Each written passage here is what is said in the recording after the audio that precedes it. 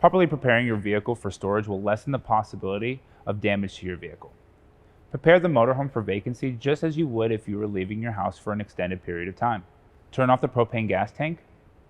Turn the electronic thermostat switch off. Remove all food and items that may cause odors from cabinets and refrigerator.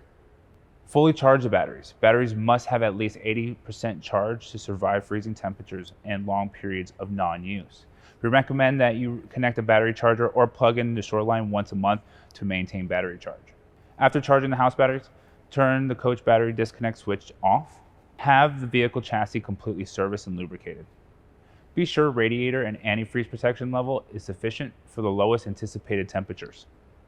Wash and wax the motorhome. Inspect all seams and seals around the doors, windows, vents, and any other joints. Replace or repair any that are damaged. Close all windows and roof vents. Protect all appliance vent openings from contamination by animals or insects. Lubricate all door hinges and locks. And clean the interior of the motorhome.